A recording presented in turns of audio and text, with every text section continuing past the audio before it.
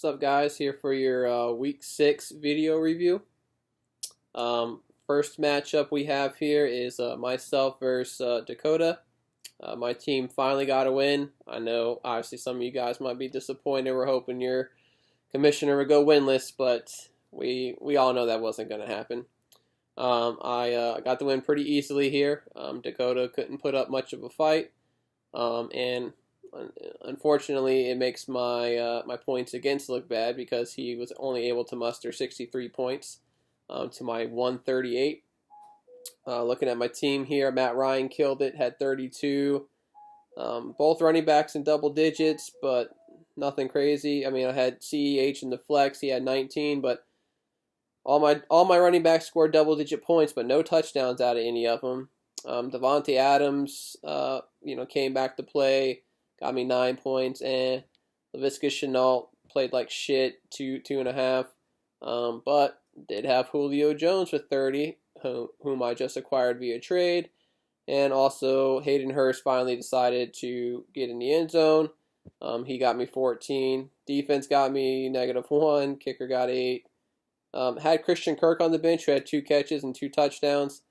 Obviously, he had the long play against Dallas, the big 80-yard touchdown, and then he had like a little a jet sweep pass play in the red zone, but not sure that's necessarily sustainable. Nothing else to talk about there.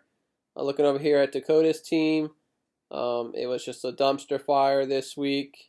Robert Woods scored a touchdown, and that was the only player on his team who scored a touchdown, obviously outside of the quarterback. Minshew played okay. 18 points isn't horrible, but literally, I mean, probably Julio Jones outscored. Let's see, 1, 2, 3, about 5 to 6 of his players combined. I mean, just at a quick glance, obviously he had obviously some players on bye, important players for his team: Michael Thomas, Chris Carson. Even Justin Jackson to this point will likely be important as long as Eckler's out. Obviously, Christian McCaffrey on IR. It's not believed that he's expected to play this week. I don't believe they're going to rush him back, given how Mike Davis has played and given that the team is actually able to compete this year, which is a little unexpected. As long as Davis is holding his own, they'll wait to bring McCaffrey back until he's fully healthy so they can use him down the stretch run of the season. Next matchup we have here, we have Josh versus Kenny. Josh won this one very easy as well. It was 152 to 94. That makes Josh 5-1. Obviously, he wants some respect in the power rankings, so you guys will get to see here shortly how high he moved up. Obviously, he moved up when he scored the most points. Obviously, some good choices from him as far as some bye week fill-ins he played. Had Ryan Tannehill at 29. Obviously, smart play. I don't think it was anything anybody else wouldn't have done necessarily. And then he also put Trey Burton in at tight end, who had 20. That's more of luck in a way. A good coaching decision, obviously. I obviously don't think that's sustainable. But, I mean, obviously, fantasy football is, I believe, we've discussed it in the past. I mean, I can't remember what I said, but my guess is going to be like 70-80% skill. And obviously there's clearly a good chance of luck involved, but obviously playing the matchups, understanding trends, team schemes, things like that, obviously all play into it in my opinion. I'm not even going to talk about Derrick Henry because we all know he's a beast. I have, as the commissioner of the league, submitted a request to have him drug tested because I personally don't believe that anybody can be that big and that fast without taking drugs. So we'll find out probably Friday what those results are. So Josh may not have him for the foreseeable future if comes back positive, but we'll find out. Not much out of his receivers. Deebo Samuel did get in the end zone, 6 for 66, so not too bad there at 15. James White with 11 points. Had 8 yards rushing, but also caught 8 balls for 65 yards. So we'll see if that stays that way for that team. Bears defense got him double digits. Did have Keelan Cole on the bench, who had 6 for 143. So, Jacksonville's obviously playing from behind quite a bit, so they're going to be passing, and it looks like Cole, Chark, and Chenault are all in play. Wide receiver 2, wide receiver 3s, flexes. Somewhere in that range. Looking over here at Kenny's team, Josh Allen with another disappointing outing with 15. Gibson didn't do much for him. His newly acquired running back James Conner played well, 101 and a touchdown. DJ Moore had 5 for 93, 12 points. Claypool, continues to play well. Obviously, I think that might have something to do with Deontay Johnson out, but given how well he's played, he's definitely earned playing time. There's no way I think they can just say, hey, look, Johnson's back, you're going to the bench. They got to keep playing this guy, but 16 points, 4 for 74. He also had a rushing touchdown. Johnny Smith got hurt in the game, that's why his points are low. Darrell Henderson didn't find the end zone, but had 9 points, not too bad. Brandon Cooks on the bench with 17, wouldn't have made a difference in this matchup here.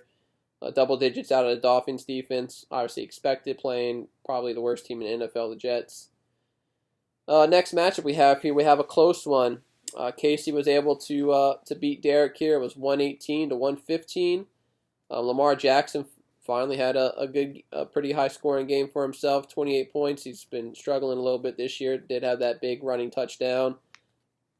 Myles Gaskin with 15. Obviously, the Dolphins are on bye this coming week, but after that, Tua will be taking over at quarterback, and I just wonder what kind of effect that's going to have on Gaskin's value, because Tua didn't really throw it to the running back very much at Alabama. Now, that could be because of who he had at running back there, and scheme and all that stuff, but we'll see. But could have an effect there. And I mean, Fitzpatrick was playing pretty well. I mean, if I owned one of those receivers, Preston Williams, Devontae Parker, Mike Gesicki, I might be a little nervous. Things could obviously go well, things could stay the same, or things could go bad. You just never know. Just that uncertainty is tough to deal with sometimes. Justin Jefferson killed it for him, 35 points. He's definitely looked like maybe the best rookie receiver this year. Just don't know how much Minnesota is going to continue to throw the ball. Obviously, they got whooped in this matchup, so they had to play from behind, but they're just not a passing team. So we'll see if he can keep up that kind of production. Juju Smith-Schuster with basically 1.5 points. I actually thought he was going to play well in this matchup. He was supposed to play well in this matchup. I played him in a tournament in DFS. Obviously, didn't win any money there, but obviously you got to shoot for the stars sometimes when you're in those tournament formats. For those of you who play DFS, 10 points out of CeeDee Lamb. Nothing out of his defense or kicker really. Cam on the bench with 18. T. Higgins on the bench with 16. T. Higgins has really come on as of late. Obviously played the correct quarterback there. If he would have played the wrong one, it would have cost him. I mean, I wouldn't have played T. Higgins probably over anybody he played anyway. So looking up here at Derek's team, Jared Goff had 15. Not impressive there. Mostert with 9, obviously hurt his ankle in that game. It's likely going to be placed on IR, but we'll see how that goes. Frank Gore with 9. I mean, shit, if you're playing Frank Gore, I'd be happy with 9 points, to be honest. Kenny Galladay had 12.5. George Kittle with a big day, 7 for 109 and a touchdown. That's basically expected out of him. Tim Patrick with 12 points, 4 for 101. He's been a little bit of a surprise. He's been filling in, I think, pretty nicely for Cortland Sutton. A lot of people expected Jerry Jeudy to step in and be putting up the big numbers, and he really hasn't. It's been Patrick. So, nice pickup there. Steelers defense got him 19. I mean, that'll normally keep you in your matchup when you can get defensive production like that. Next up, we got Michael versus Jason. This was 123 to 97 in Michael's favor. Michael's probably got one of the better teams in our league, I believe. I go up against him this week, and luckily, like half his team is on bye week, so I might be able to give him another loss. You got Deshaun Watson with 32, Aaron Jones scored a touchdown, and if it wasn't for that touchdown, his numbers would suck because he only had 15 yards rushing. Obviously, he had a little bit of play in the passing game. Mike Davis had 10.5. Did have a fumble. Amari Cooper, 7 for 79, a touchdown. Stephon Diggs had a nice touchdown that game, but Josh Allen's been struggling, so that's definitely gonna hurt Diggs some. I think I heard the Bills' schedule gets tougher, so we'll see how that plays out. We already talked about Jerry Jeudy a little bit, but 4 points here. Mark Andrews, 2 for 21. It really seems like if Mark Andrews doesn't score touchdowns, he's just not able to put up the big numbers there. 16 out of his kicker, 6 out of the defense. A lot of guys on bye week on the bench. Looking over here at Jason's team, Kirk Cousins threw for 343, 3 touchdowns, but also 3 interceptions. So he got 23 points there. Without that, he'd be in the 30s if it wasn't for those picks. David Johnson got a touchdown, put up 13. James Robinson with a touchdown, put up 13. Tyreek Hill, not a good game for Tyreek Hill. Normally, with the way the Chiefs have been passing this year, it's you got to really score a touchdown in an offense to put up numbers. So I think this might be the first week Tyreek Hill didn't score a touchdown. So you'll take 4 points if every other week he's going to score you touchdowns. Cooper Kupp 3 for 11. A shit game for him. 2.5 points. Terry McLaurin 11 points. Obviously, he's just on a shit team. It's just going to be tough to put up big numbers. When you got Alex Smith or Kyle Allen or Dwayne Haskins throwing you the ball. Hawkinson did find the end zone, but that was about it. And nothing else on his bench to speak of. Next matchup we have was Dalton versus Garrett. Dalton won this one 133 to 117. Both of these guys were kind of battling it out on Monday night with Hopkins versus Drake. And that was a 20-point difference there. So that brought Dalton from behind to get the win. Looking at Garrett's team, Tom Brady didn't have to do much. They were running the ball. Ronald Jones looked nice, and they, once they took that lead, that was all she wrote. Put up 14.5. DeAndre Swift finally played well. Some of it might have been just opportunity in the team they were playing because Jacksonville's defense is atrocious. But I believe he had 14 for 116, 2 touchdowns, put up 26 points here. Peterson scored as well. Sometimes that can be risky playing 2 backs on the same team, but worked out for him here. He didn't win, but at least a decent play out of playing both guys. Hopkins, only 2 catches, but 73 yards. Adam Thielen found the end zone again. I believe he leads all receivers in touchdowns this season. Julian Edelman just 2 for 8. Not going to work there. Gronk, 16 points. Nice showing out of Gronk. It looks like they're going to get him more involved. Obviously, losing O.J. Howard affects that, and Tom Brady trusts him, and he's obviously getting back into better game shape and things like that from his layoff. So, see how that works out there. 8 out of his flex, DJ Chark. 8 out of defense, 8 out of the kicker. Nothing really going on the bench here. Looking over here at Dalton's team, Stafford, who was supposed to kill it in this matchup, didn't. Only 12 points. Joe Mixon finds the end zone, 14. Kareem Hunt had a tough day, obviously playing Pittsburgh, only got 7. Allen Robinson, 5 for 53. Will Fuller found the end zone, 123 yards receiving, 21 points.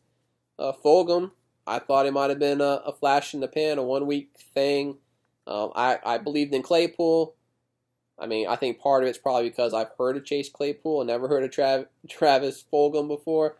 But he does it again, 6 for 75 and a touchdown. He's making them making a name for himself.